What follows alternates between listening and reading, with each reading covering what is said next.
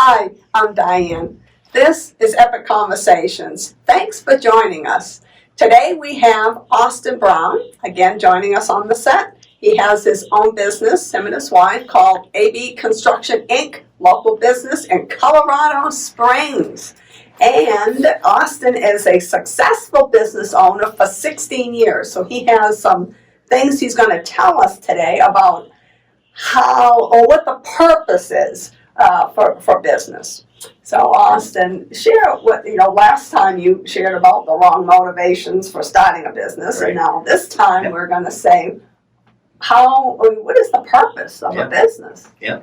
Yeah, so for a long time, probably up until just the fall of 2018 and into the summer of this is 2020, so 2019, that from 2004 up until that time, I was still going in the wrong motivation. I was still thinking, we get to the purpose. We gotta, this is it to make a living, provide for my family, and make money, and all wrong motivations. They're good things. God tells us to provide for our family for sure, and He wants us to be blessed so we can be a blessing to other people.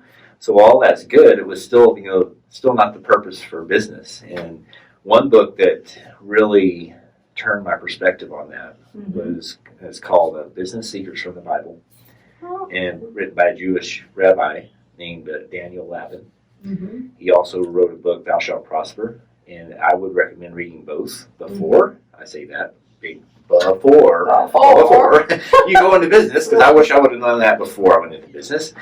And he talked about, there's like 30, or it might be like 50 something different small little secrets he shares about business, and it's all based through the Bible, and it's all Testament, because his first 5 books is what they count the Torah. So he brought out a lot of scriptures, but I think it's the Bible, but he still used the scriptures in context and went back to the Hebrew, broke it all down to what it meant.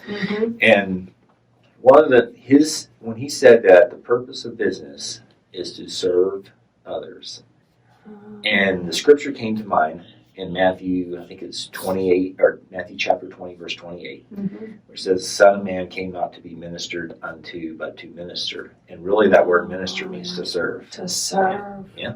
And to give his life a ransom for many.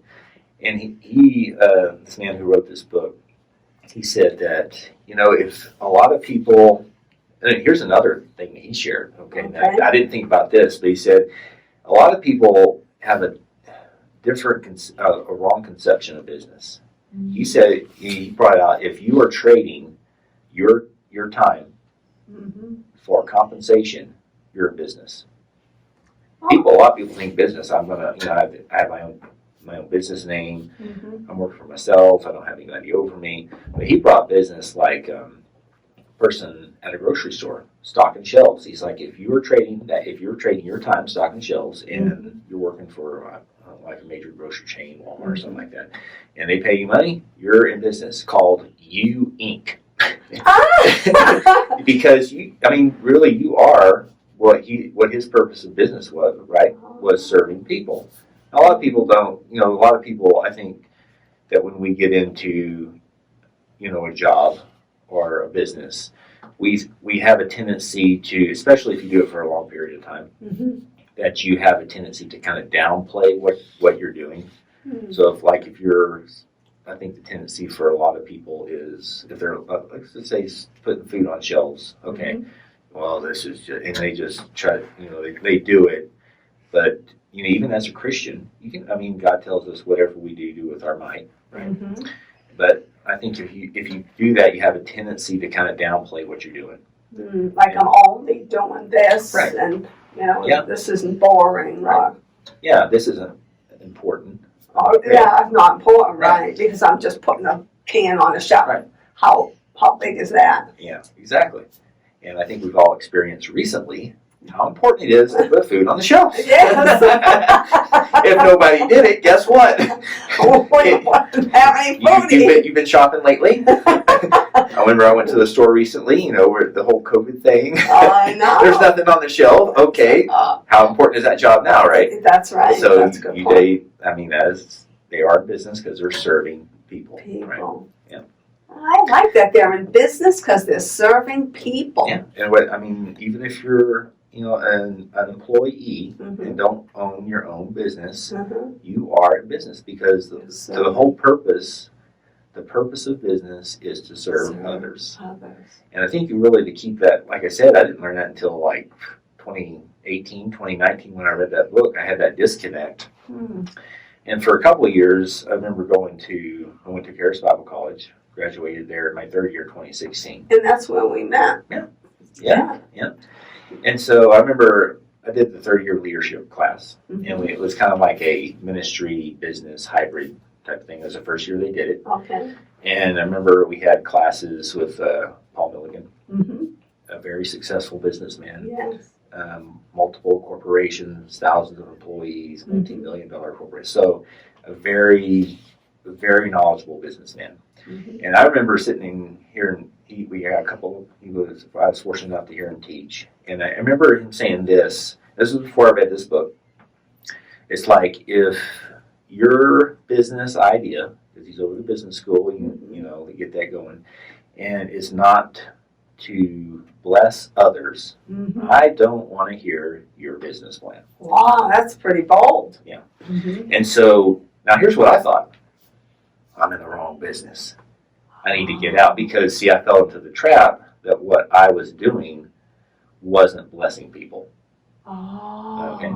Because you get into, because I've been in construction since really 97. But actually, it was 2 years before that because we helped flip houses when I was 16 to 18 years old. We helped somebody flip houses. So I've been in construction pretty much all my life. And so I did that for it was 16, 7, 20 something years. 20-something. So I didn't see the value that I was bringing to people. God blesses us with different talents and abilities. That's right, he does. You don't want me balancing your books. Okay. Right? And I'm sure I probably don't want to hire you to build me a house. No. Okay. So God has given us both different, you and me, different talents. Different talents. Yeah. That's a good point. And see, you as an accountant could provide me a service that I do not want to do, that I am not equipped to do, that I don't have the knowledge to do. And so what do? I will gladly pay you X amount of dollars to file my yearly tax returns because that is a headache I do not want to deal with. And so from your perspective, you may be thinking, well, I'm just doing this is my day in, day out job. This is just what I do. My perspective, looking at that, like, whew, I'm glad this is off my plate. So you serve me, and I gladly compensate you for it. But if you reverse it, kind of like when we did a project for your house. Yes. Okay. But the front steps. Right. So what I'm going to be interested from what your take as a customer was, because our take is my take was for a while was that we're just going to get this project done. We got it. We get our paycheck. We're out of here. We're on to the next one. I got my money. We're gone. We made a profit. Now, from a customer, that book really changed my perspective. Where now it makes more sense what Paul Milligan was saying. Yeah. You built the front steps that I couldn't build. Right. I mean, I could calculate how much it would cost and pay with a check. But I couldn't build those. You guys did an awesome job. Thank you. I mean, excellent job.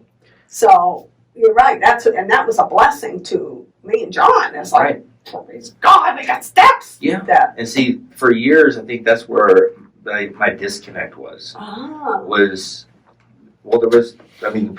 project that really stands out in particular was a job we did in 2019. Okay. In April, May timeframe.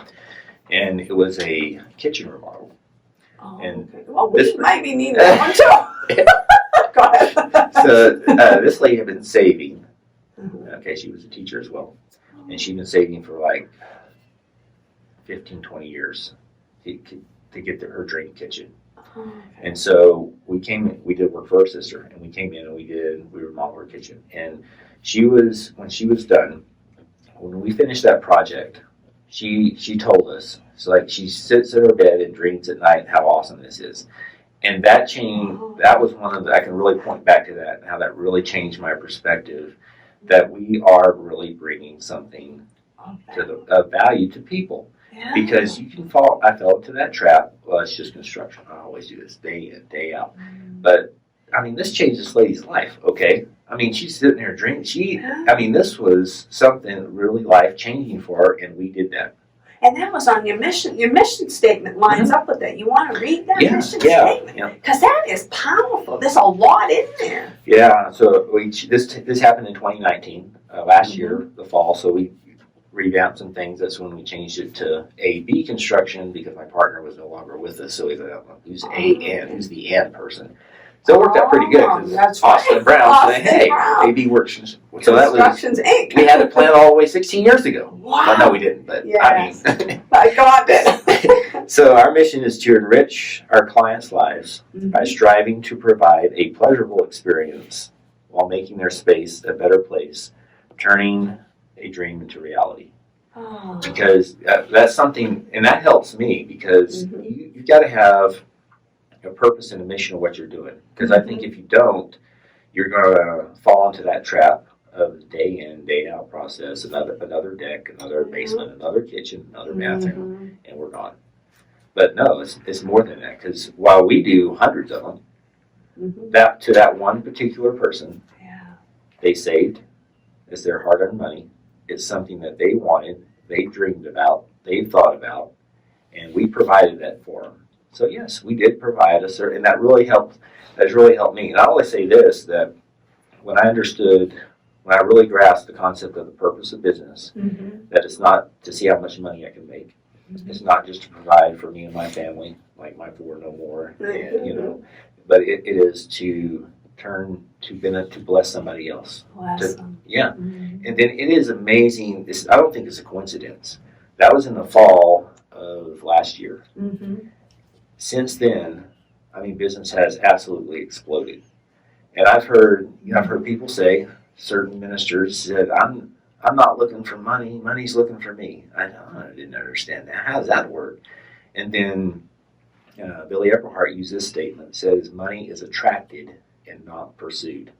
If you set your heart to do the right thing, to understand the purpose of business, and to serve, it is to serve people. You make that your focus of serving people. Money is going to find you and knock down your door. Yes. You don't have to go looking for it. You don't have to be worried about it, sitting up at night, how are we going to make more money? You put your focus and your mission, knowing the purpose of business is to serve people, money's going to find you. Amen. So I don't know what they said. I understand that statement. Yep. That's a good word. It's like putting people first, putting the right motives, the right purpose, and then all the other things follow you. Oh, thank you. Evidently. Thank you so much. That's powerful. That's a powerful message. Austin, we have some more messages from him about business, so you want to stay tuned. And please subscribe to this channel and share it with a friend. Until we see you next time, in the meantime, have an epic day in the Lord.